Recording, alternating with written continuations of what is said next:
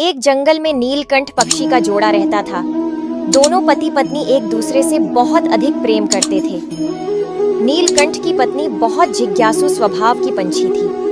वो हर समय अपने पति से कुछ पूछती रहती थी। एक रात नीलकंठ की पत्नी बैठी थी। पतिदेव जी, आज मुझे एक कहानी सुनाओ जिससे मुझे ज्ञान प्राप्त हो। ठीक है प्रिय पत्नी जी, मैं आज आपको एक कहानी सुनाता हूँ, एक अमीर बहन और गरीब भाई की। बहुत समय पहले की बात है। एक नगर में एक अमीर किसान रहता था। उस किसान के 2 बच्चे थे। पुत्र का नाम देव और पुत्री का तरु नाम रहता है। किसान ने अपने बच्चों की शादी कर दी थी। एक दिन किसान अचानक गंभीर बीमारी का शिकार हो गया। किसान के पुत्र ने अपनी पूरी जान लगा दी। सारा धन अपने पिता की जान बचाने में लगा दिया, परंतु उसके पिता की मृत्यु हो गई। देव का घर, खेत खलिहान सब बिक चुका था। देव पूरी तरह कंगाल हो चुका था, इसलिए वो अपनी एक पुरानी कुटिया में रहने लग जाता है। प्रिय पत्नी जी, ऊपर वाले की लीला तो देखिए। जब तरु को पता चलता है कि उसका भाई महलों से झोपड़ी में आ गया है, तो अपने ही सगे भाई से घृणा करने लगती है और सोचती है, हे ऊपर वाले, ये क्या? अगर मेरा भाई ऐसी कंगाल हालत में मेरे घर आया तो मेरी देवरानी जेठानी मेरा मजाक बनाएगी, मेरी इज्जत कहीं की नहीं रहेगी। मैं ना तो मेरे भाई को अब बुलाऊंगी, ना ही मैं मायके जाऊंगी। कई साल गुजर जाते हैं। तरु उसके लड़के की शादी करती है। इस बात का पता देव को चलता है। देव भाई, तुम्हारी बहन उसके बेटे की शादी कर रही है। तुम्हारे भांजे की शादी हो रही है। तुम्हें बधाई हो। क्या सच में? हो लता कहाँ हो? लता बहना उसके बेटे की शादी कर रही है। अरे वाह, क्या सच में? लेकिन सुनिए, क्या आपकी बहन के घर से हमारे लिए न्योता आया है? नहीं, मुझे गांव के एक व्यक्ति से पता चला। देखिए, हम बिन बुलाए मेहमान कैसे बन सकते हैं, भले ही वो हमारी बहन का घर हो। लेकिन लता हो सकता है न्योता भेजा हो। न्योता देने वाला हमारे घर देना भूल गया हो। हम जरूर जाएंगे। तुम बच्चों को तैयार रखना। मैं मेरी बहन के लिए बहुत अच्छे कपड़े खरीद कर लाता हूँ और मेरे भांजे के लिए भी लाऊंगा। पहली बार मैं मेरे भांजे को देखूंगा। लता ये सुनकर बहुत खुश होती है और जाने की तैयारी करती है। प्रिय, क्या वो लोग तरु के घर जाते हैं? लता सोचती है, नहीं, बिना बुलावे के मेरा जाना उचित नहीं होगा। मुझे नहीं जाना चाहिए। ठीक है, ऐसा करो, तुम यही रहो, मैं वहाँ हो आता हूँ। अगर मैं नहीं गया तो लोग मेरी बहन को ताना मारेंगे कि खर्च बचाने के चक्कर में भाई नहीं आया। मैं शाम तक लौट आऊंगा। है प्रिय पतिदेव, तुम चुप क्यों हो गए? आगे सुनाओ। प्रिय पत्नी, देव की हालत बहुत खराब थी। घर में अनाज और राशन के रुपयों से वो अपनी बहन के लिए बहुत महंगे कपड़े और जेवर ले जा रहा था, लेकिन उसका मन बहुत प्रसन्न था। नीलकंठ पक्षी की बात सुनकर और उसकी आंखों में आंसू देखकर नीलकंठ की पत्नी की आंख भर आती है। नीलकंठ अपनी आगे की कहानी सुनाता है। तरु का घर कई मील दूर था और किसी साधन से जाने के लिए उसके पास पैसे नहीं बचे थे, इसलिए उसे पैदल ही ये सफर तय करना था। देव को सुबह से शाम हो जाती है।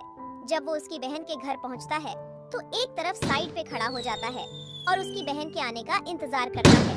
तरु की जेठानी की नजर देव पर पड़ती है तो वो जाके तरु को बताती है, तरु तुम्हारा भाई आया है, बाहर खड़ा है। लेकिन दीदी ये बताइए, मेरा भाई आया है तो किस हाल में आया है? वो तो फटे हुए कपड़ों में आया, बहुत बुरी हालत है। जाओ, तुम्हारा इंतजार कर रहा है। तरु इस बात से गुस्से में आ जाती है और उसके भाई से मिलती है।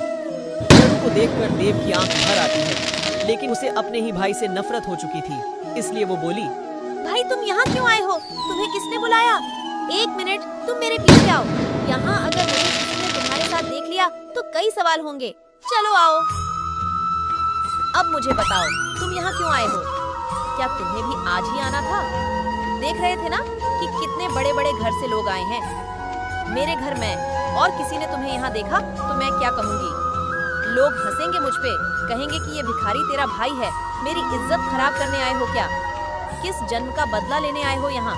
तरु के मुख से इतने कटु वचन सुनकर देव की आंख भर आई और वो तरु के पैरों में गिर गया और कहने लगा, बहना, मुझे माफ कर दे।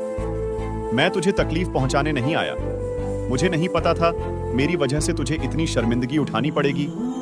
मुझे माफ कर दे बहन। मैं तो ये सोच कर आ गया कि कहीं ऐसा ना हो कि कोई तुम्हें ये कह के ताना मारे कि तेरे मायके से कोई नहीं आया, इसलिए मैं तेरे और तेरे परिवार के लिए कपड़े और कुछ वस्तुएं लाया हूँ। वो सब मैं नहीं जानती। अब तुम आ गए हो तो मैं तुम्हारे हाथ जोड़ती हूँ। तुम इसी कमरे में रहना, बाहर मत आना। मैं तुम्हारे लिए खाना भेजती हूँ, वो खाकर पिछले रास्ते से निकल जाना, ठीक है? इतना कहकर तरु बाहर निकल आती है और जाते हुए बाहर से दरवाजा लगा जाती है। शादी के माहौल में वो भूल जाती है कि उसका भाई अंदर बंद है और देव इंतजार करता है कि उसकी बहन उसके लिए खाना और पानी लेने गई है।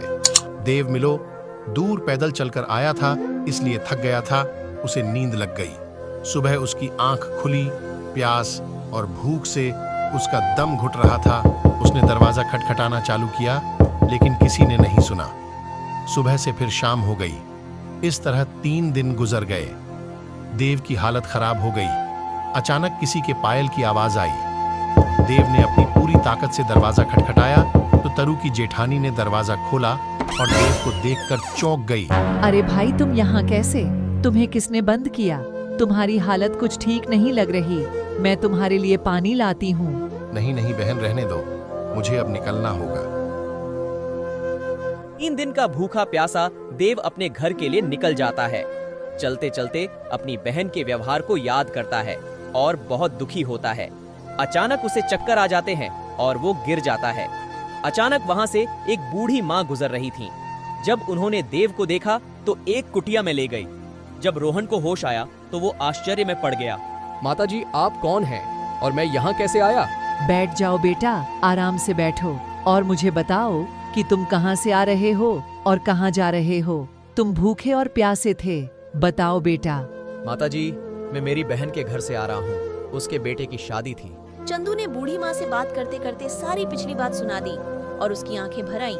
बेटा, जो हुआ उसे भूल जाओ। अब तुम एक काम करो, ये फल तुम खा लो और बाकी सभी फल बैग मैं रख कर अपने घर ले जाऊं और कहना ये फल मेरी बहन ने तुम सबके लिए भेजे हैं। इस बात से तुम्हारी मान मर्यादा बनी रहेगी। देव का मन भर आता है और वो रोने लग जाता है और अपने घर के लिए चल देता है। अचानक बूढ़ी माँ का रूप बदल जाता है और वो देव को आशीर्वाद देती है कि आज से तुम्हारा जीवन बदल जाएगा। खुशी खुशी अपने घर जाओ। देव घर पहुंचता है। लता देव को देखकर बहुत खुश हो जाती है। उसके बच्चे भी बहुत खुश होते हैं। बूढ़ी माँ का दिया हुआ तोहफा देव उसकी पत्नी को दे देता है और कुछ देर बाद वो घर से निकल जाता है। तोहफे को खोलकर देखती है, उसमें से एक चमक बाहर आती है। वो देखकर चौंक जाती है। फिर देखती है कि उसमें सोना ही सोना नजर आता है। वो दौड़ती हुई उसके पति के पास जाती है और कहती है, आप तो शादी में गए थे, ये क्या लेकर आए हो? जल्दी चलो मेरे साथ। अरे भाग्यवान, ऐसा क्या देख लिया है तुमने? इतनी घबराई हुई क्यों हो? अरे आप चलो मेरे साथ। देखिए, आपकी बहन ने हमारे लिए क्या भेजा है। इतना सोना देखकर देव समझ जाता है कि रास्ते में जो बूढ़ी माँ मिली थी वो कोई आम औरत नहीं, सरस्वती देवी थी। लेकिन देव अपनी पत्नी को कुछ नहीं बताता और मन ही मन धन्यवाद देता है। ये नया घर लेता है। उसके बुरे हालात बहुत अच्छे हो जाते हैं। गांव के लोग भी देव को देखकर उसका सम्मान करने लगते हैं। कुछ दिन गुजरे थे। देव की पत्नी ने कहा, सुनिए, अब हमारे हालात ठीक हो गए हैं। तुम जाओ, दीदी को ले आओ। वो कुछ दिन हमारे साथ रह लेंगी। मैंने तो कभी उनको देखा भी नहीं। जाओ पतिदेव, ले आओ उन्हें। ठीक है लता, तुम कहती हो तो मैं चला जाता हूँ। देव लता की बात मान लेता है और देव फिर से अपनी बहन की चौखट पर पहुँच जाता है। तरु की जेठानी देव को देखकर चौंक जाती है और भागते हुए तरु के पास जाती है और कहती है, तरु, तेरा भाई आया है, जल्दी जाकर देख। नहीं नहीं, तू कोई सवाल मत करना, खुद जाकर देख। नहीं नहीं भाभी, हर कोई भिखारी मेरा भाई नहीं हो सकता। मेरा तो कोई भाई है ही नहीं। अरे बहन, ऐसा क्यों बोल रही है? पहले जाकर तो देख, उसके बाद ये सब सोचना कि वो तेरा भाई है या नहीं। दीदी कह रही है तो जाकर देख आती हूँ। ओह भाई तुम। तरु बाहर आती है और चौंक जाती है। कुछ देर सोचने के बाद वो आदर के साथ उसके भाई को लाती है और मेहमान नवाजी करती है। तरु, तुम्हारी भाभी ने तुम्हें लेने भेजा है, चलो मेरे साथ, कुछ दिन हमारे साथ रहना। तरु, जाओ, कुछ दिन अपने भाई के घर रह आओ, तुम्हारे भतीजों से और भाभी से मिल आओ। ठीक है भाभी, मैं चली जाती हूँ। तरु उसके भाई के साथ आती है। उसके भाई का घर देखकर चौंक जाती है। अरे दीदी, आ गए आप, पहली बार देख रही हूँ आपको। जब तक वह अपने भाई के घर रहती है तब तक लता अपनी नंद की बहुत अधिक सेवा करती है। कुछ दिन बाद जब तरु अपने ससुराल जाने की तैयारी करती है तो लता अपने पति से कहती है, है प्रिय पति, बाजार से अपनी बहन के लिए कुछ तोहफा ले आओ। जब वह घर से बाजार जाने के लिए निकलता है तभी वहाँ दोबारा परी आ जाती। बेटा देव, अपनी बहन के लिए अनमोल वस्तु लेने जा रहे हो? है देवी, आपका कोटि कोटि धन्यवाद। आपने मुझ पे बहुत बड़ा उपकार किया है। अब तुम एक काम करो, एक मोची के पास जाओ और जैसा मैं कह रही हूँ वैसा ही तोहफा बनवा कर लाओ और तुम्हारी बहन से कहना वो उस वस्तु को उसके घर जाकर देखे। जी मैं समझ गया। ये लो देव बेटा, ले जाकर अपनी बहन को दो और जैसा समझाया है वैसा ही करना। जी मैं समझ गया। परी देवी का तोहफा ले देव घर आया और अपनी बहन से बोला, तरु बहन, ये तुम्हारा तोहफा है, इसे घर ले जाकर पहनना। और मैं तुम्हें एक बात और बताऊं, बहना, ये तोहफा तुम्हें 8 सिक देगा, उन्हें गौर से सुनना। ठीक है भाई। तरु खुशी खुशी अपने घर पहुंच जाती है और जाकर अपनी जेठानी को देव का दिया हुआ तोहफा दिखाती है और उसे पहनती है।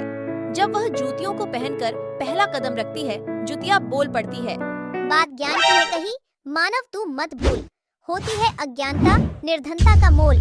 जब वो दूसरा कदम रखती है, जुतिया फिर से बोल पड़ती है, समय भरोसे बैठता रहता सदा गरीब, बिना काम बदले नहीं उसका कभी नसीब।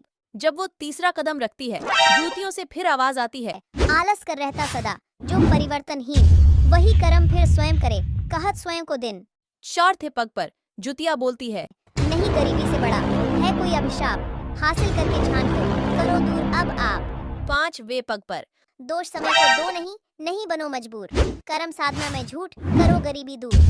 6 ते पग पर कर्म कभी करता नहीं, कोसे सदा नसीब, भाग्य भरोसे बैठता वो मानव रहे गरीब। 7 वे पग पर तरु सुनती है, अज्ञानी पर ही सदा करे गरीबी वार, विजय होता युद्ध में ध्यान सदा हथियार।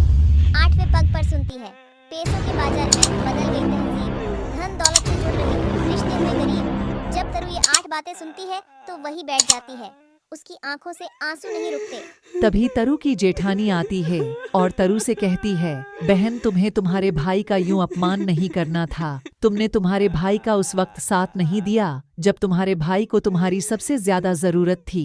हाँ दीदी, जब मायके गई तो भाभी से पता चला मेरा भाई लोगों से उधार मांगकर मेरे लिए कपड़े और जेवर लाया था, और मेरे ही नहीं आप सभी के लिए कपड़े लाया था। मुझसे बहुत बड़ी भूल हो गई, मैंने मेरे भाई का बहुत दिल दुखाया। ठीक है, वो तेरा अपना भाई है, तुझसे नाराज नहीं होगा। कुछ दिन बाद जाकर उससे माफी मांग लेना, ठीक है? लेकिन अब हमेशा याद रखना। इस प्रकार एक देवी परी मासूम गरीब देव की मदद करती है और घमंडी तरु का घमंड चूर चूर कर देती है।